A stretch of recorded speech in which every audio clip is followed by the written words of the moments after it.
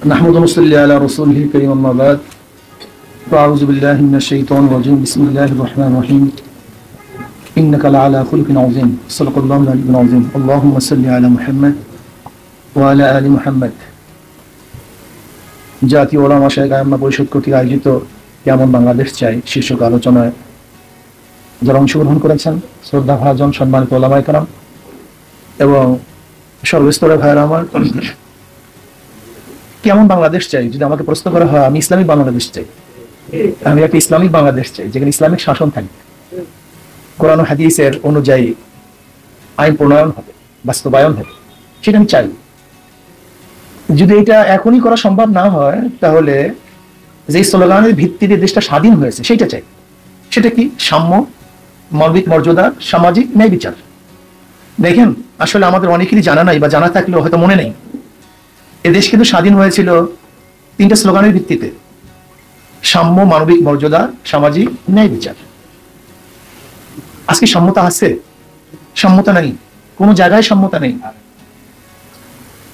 যে ক্ষমতায় থাকবে চাকরি তার, যে ক্ষমতায় থাকবে না তার চাকরি নেই।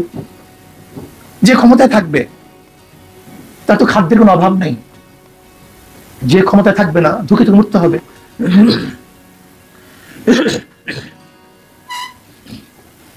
যে ক্ষমতায় থাকবে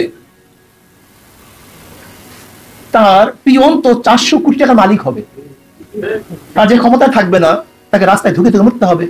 এর নাম কি সাম্যতা? এটা আমরা চাই না, আমরা সাম্যতা চাই। সাম্য, সবাই সমান। বাংলাদেশের নাগরিক বলতে সবার অধিকার সমান, সবার অধিকার সমান। বাক শক্তির অধিকার সমান থাকবে, চাকরির অধিকার সমান থাকবে, বস্ত্রের অধিকার সমান থাকবে, শিক্ষার অধিকার সমান থাকবে, বাসস্থানের অধিকার সমান থাকবে, চিকিৎসার অধিকার সমান থাকবে। এটা আমরা চাই। মানবিক মর্যাদা। আজকে জানোয়ারকে শ্রদ্ধা সম্মান করি, কিন্তু আশরাফুল মাখলুকাত ইনসানকে আমরা শ্রদ্ধা সম্মান করি না।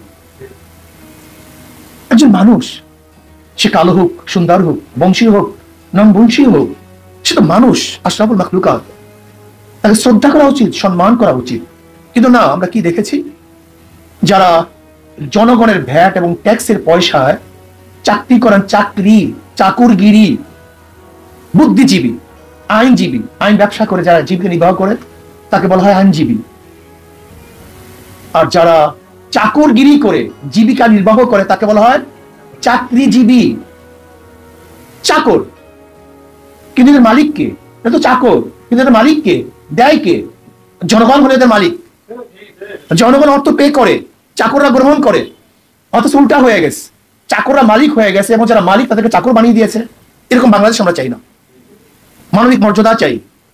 যে যেখানে বুঝবেন না কেন অবশ্যই অন্যকে সম্মান করতে হবে, শ্রদ্ধা করতে হবে, মহব্বত করতে হবে। আমাদেরকে অবশ্যই মনে রাখতে হবে যারা সরকার চাকরিজীবী তারা এদেশের মানুষের খেদমতের জন্য, সাহায্য সহযোগিতার জন্য বসেছেন, আধিপত্য বিচার বিস্তার করার জন্য, জুলুম অত্যাচার করার জন্য সেখানে বসেন নেই। এই জন্য আমরা মানবিক মর্যাদা চাই, সামাজিক ন্যায় বিচার চাই। সামাজিক ন্যায় বিচার। আজকে যারা ক্ষমতায় থাকবে হাজারো খুন করলে তারা মুক্তি হয়ে যাবে, খোলা আকাশের নিচে ঘুরবে, আর আপনার দল করবেন না, তাহলে আপনাকে ধুকে ধুকে মরতে হবে, আয়নাঘরে থাকতে হবে। এরকম বিচার আমরা চাই না। সামাজিক বিচার চাই, যেখানে জনাব মুহাম্মদ রাসূলুল্লাহ সাল্লাল্লাহু আলাইহি ওয়াসাল্লাম বলেছেন, আমার মেয়ে ফাতেমাও যদি চুরি করে আমি তার হাত কেটে দেব। এই বিচার আমরা চাই। কে মালিকের সন্তান, কে এমপির সন্তান, কে এমপি, কে মিনিস্টার, এটা আমাদের দেখার বিষয় নয়। আমরা সবাই মাজলুমের পক্ষে, জালেমের বিপক্ষে।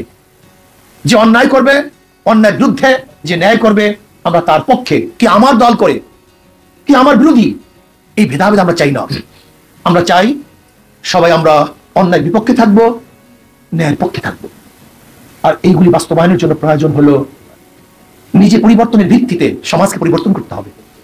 আমাদের শায়খ মুর্শিদ নব্বরাল্লাহু মারকাদাহু তিনি স্লোগান দিয়েছিলেন, শুধু নেতা নয় নীতির পরিবর্তন চাই। শুধু নেতা নয়, নীতির পরিবর্তন চাই।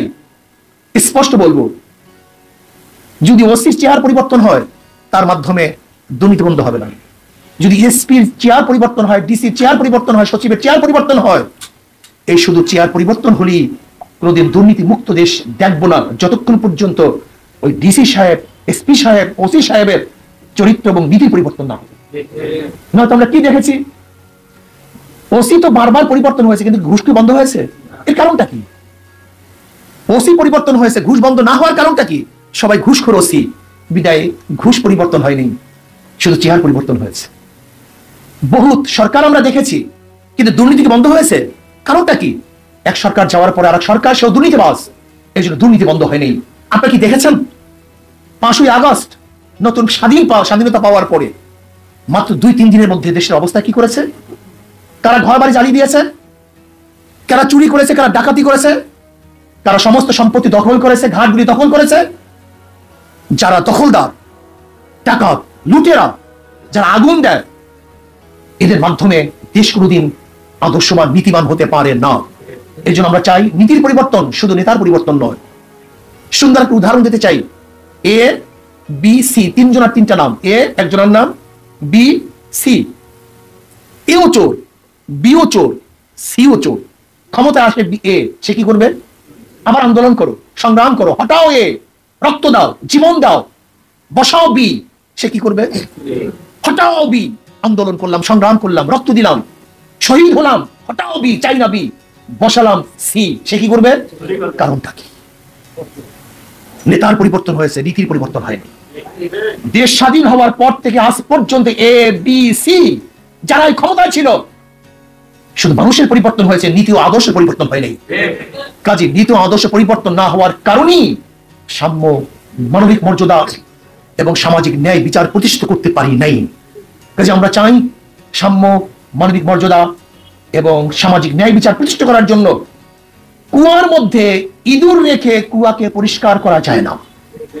কুয়ার মধ্যে ময়লা রেখে, অপবিত্র জিনিস রেখে 1000 বার কুয়ার পানি সেচলেও কুয়া পরিষ্কার হবে না। এখন সবচেয়ে মনে রাখতে হবে, বাংলাদেশের সংবিধানের মধ্যে হলো ময়লা, সংবিধানের মধ্যে আবর্জনা। এই সংবিধান পরিবর্তন করার আগ পর্যন্ত কোনোদিন নীতি আদর্শ পরিবর্তন হবে না। এই জন্য আসুন আমরা সাম্য, মানবিক মর্যাদা এবং সামাজিক ন্যায় বিচার একটা আদর্শবান রাষ্ট্র চাই। এই জন্য নিজেকে করতে হবে, নিজেকে পরিবর্তন করতে হবে। আর শ্রদ্ধাভাজন ওলামায়ে কেরাম গিয়ে বলবো, শ্রদ্ধাভাজন ওলামায়ে কেরাম, আমি 5ই আগস্টের এই আন্দোলনের আগে একটা বক্তৃতা দিয়েছিলাম, যদি এই আন্দোলনে আপনারা সম্পৃক্ত না থাকেন তাহলে ইতিহাস থেকে আপনারা আবার বিচ্ছিন্ন হয়ে যাবেন। আমাদের সম্মানিত ওলামায়ে কেরামের সবচেয়ে বড় সমস্যা হলো এই, তারা সময় বুঝে কাজ করতে পারে না, সময় বুঝে কাজ করতে পারে না, কখন কোন কাজ করতে হবে। আল্লাহ না করুক যদি এই আন্দোলনে আমরা সশরীরে উপস্থিত না হতাম, আমরা সক্রিয় ভূমিকা না রাখতাম, তাহলে আবারও ইতিহাস থেকে আস্থা করে আমরা নিক্ষেপিত হতাম। বুঝতে হবে। এর জন্য ওলামায়ে কেরামকে বলবো, কলবকে স্বচ্ছ করি, আর যে কাজ করব সেই কাজ যেন মানুষের কল্যাণের জন্য হয়, নিজের কল্যাণের জন্য না হয়। স্পষ্ট থাকা চাই, সবকিছু স্পষ্ট থাকা চাই। হেফাজত, এটিকে রাজনৈতিক দল না অরাজনৈতিক দল আমরা বুঝতে পারছি না। আমি হেফাজতের দায়িত্বশীলকে বলবো, আপনারা অবশ্যই হেফাজতকে রাজনৈতিক দল হিসাবে স্বীকৃতি দেন, ঘোষণা দেন, তাহলে আমরা মনে করবো এটা রাজনৈতিক দল। কিন্তু স্পষ্ট করতে হবে আমাদের সমস্যা, এটা সমস্যা। আমি অরাজনৈতিক দল যদি প্রোগ্রাম দিই রাজনীতিক, সমস্যা হয়। এর জন্য আমি আমার শ্রদ্ধাভাজন সেরে তাজ ওলামায়ে কেরামকে বলবো, যে যে কাজ করব স্পষ্ট বলবো, আমি এই কাজ করতে চাই, এইটা আমারই কাজ। যদি এইভাবে আমরা স্পষ্টভাবে কাজ করতে পারি এবং সমাজকে গড়ার জন্য সবাই ঝাঁপিয়ে পড়তে পারি, তাহলে ইনশাআল্লাহ সমাজকে করতে পারবো। আর এই আন্দোলনে, এই বৈষম্য বিরোধী আন্দোলনে এবার ওলামায়ে কেরামের ভূমিকা, তোলাবাদের ভূমিকা সবচেয়ে বেশি ছিল, সর্বজ্ঞ ছিল, এবং আমার সশরীরে আন্দোলনে ঝাঁপিয়ে পড়েছিলাম। কাজে আমি বৈষম্য বিরোধী আন্দোলনের সমস্ত সাথীদেরকে বলবো, যারা আন্দোলনে অংশগ্রহণ করেছেন,